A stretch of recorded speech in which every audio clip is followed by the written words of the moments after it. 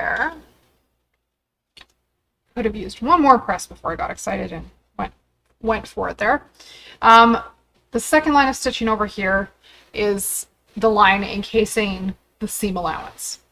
So pretty sure my seam allowance was just a bit wide for this foot. There is directions with it for how wide you need to cut it. But both sides are the same color because you stitch both exterior seams that will be seen from the outside right way out. So you're not stitching anything blind.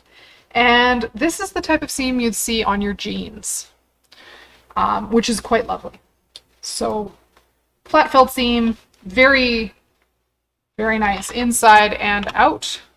The inside, you'll just see the one line of stitching, and then the other seam line will be tucked in and rolled forward for you. That is a flat felt seam.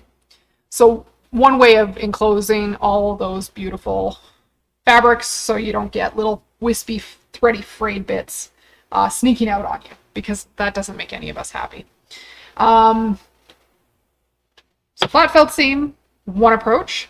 If you don't want this double line of stitching showing on the outside of your project, there's another very similar technique called a French seam. So let's walk through and do a French seam next, because also a valuable skill, very different look, starts kind of similar, but just a little bit different. So I go back to my 1D foot. I'm actually going to switch needles because that one sounded like it's dull. Must have embroidered a whole bunch the other day. Hang tight, we'll switch needles.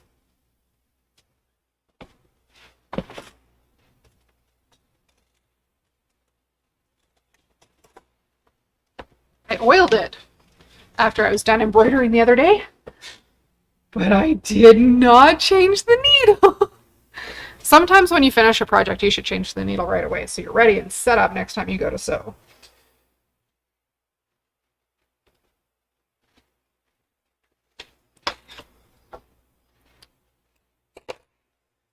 We will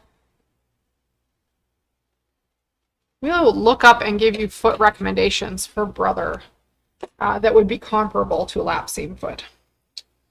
Not every brand does all the same types of feet. Lots do very similar feet, but sometimes they're called quite different things. So they're not always, it's not always predictable that they're have the same purpose. Okay, so next, another seam finish that you could do on the things like lightweight gauze or shirting fabrics, maybe organza, all those delicious things that we like to sew with for fun, is a French seam. So French seams start in a very similar way to your flat felt seams, and they're going to start with your wrong sides of your fabric together, so completely backwards to everything we know about sewing. And this time, if our final seam allowance needs to be 1/2 inch, we're going to sew our first pass at 1/4 inch. So it's going to be backwards, guys. It's going to be okay. So we're going to sew 1/2 the width of the finished seam allowance that we want. So in at 1/4 inch there. Oh, new needle sounds so much better.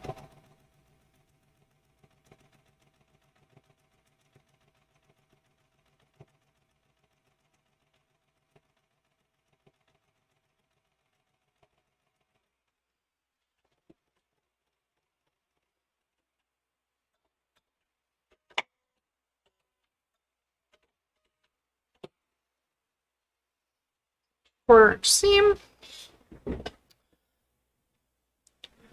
Again, we'll take that over, give it a press to set the seam.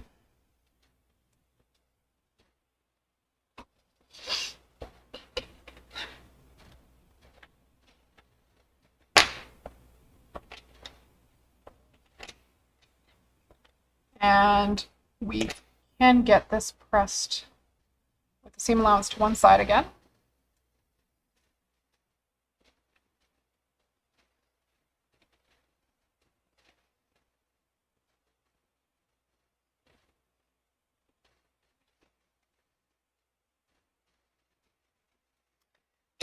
And then one thing we need to make sure of at this point is that we trim off any stray hairs that are sticking out along the top here.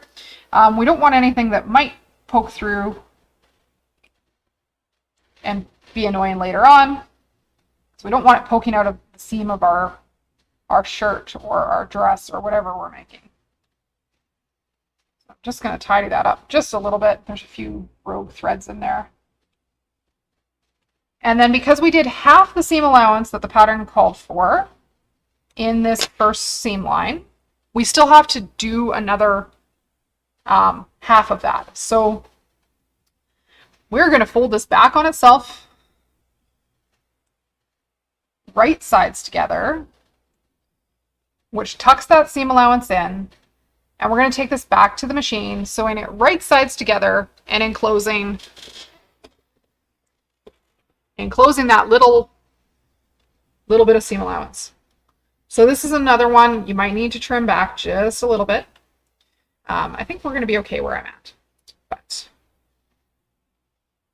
we decided this one had a 1/2 inch seam allowance, so we're going to go another 1/4, which is right there.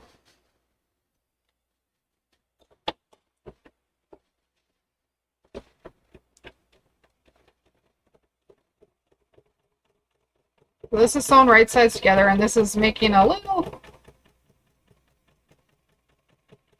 tiny place for your seam allowance raw edges to hide.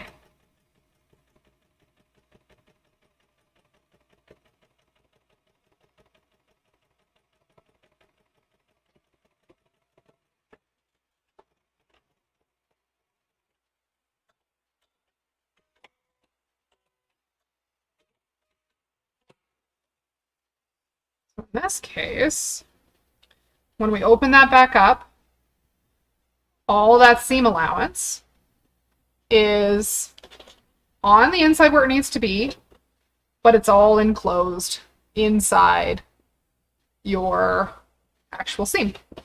So instead of raw edges sticking out, raw edges are folded back in on themselves. So that would be a French seam. Like I said, French seams and flat felled seams, very similar starting point, but visually, when you're all done, they are quite different. So French seam, you won't see any extra stitching on the outside, whereas the flat felled seam, you will see that double row of stitching on the outside of your fabric. Question online, is there any way to do these enclosed seams when they cross another seam? Totally.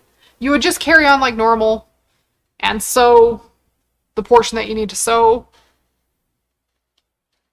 You just have to manage whether or not the next seam is going to be a French seam or not.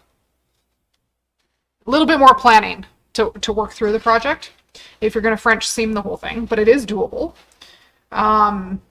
Just requires sewing a lot of things twice, which maybe you sew them and then serge them anyway to finish your edges. So definitely a way of finishing edges without a serger, and very, very lovely on really lightweight fabrics that you want to remain really lightweight. But if you've ever gone to pick a seam apart and you're like, oh, wait a minute, why can't I get this apart? It might be a French seam like this, where there's more going on to that seam than you realized. But the best option for you, if you want to give this a try on a garment, do some test sewing to see if it's going to work where you need to do things like putting pieces together. Things with curves are going to be a whole lot trickier because of how they ease together. So you might need to baste first and then French seam. I would maybe not French seam side seams, but French seam front seams.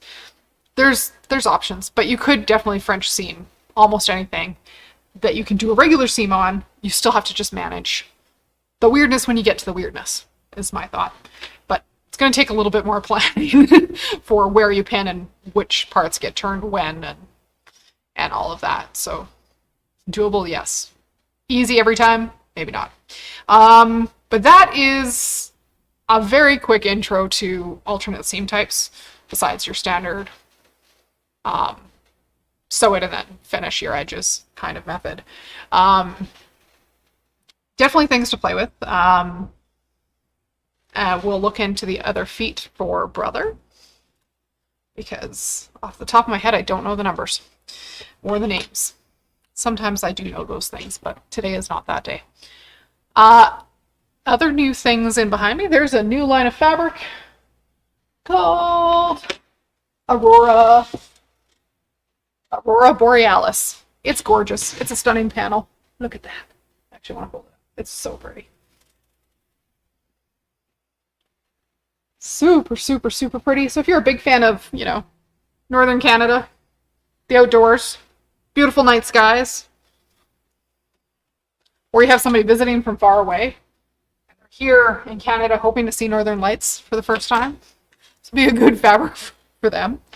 And more double gauze. So double gauze would be a great place to French seam so that you don't have little raw double gauze bits sticking out, and it's still soft and fluffy.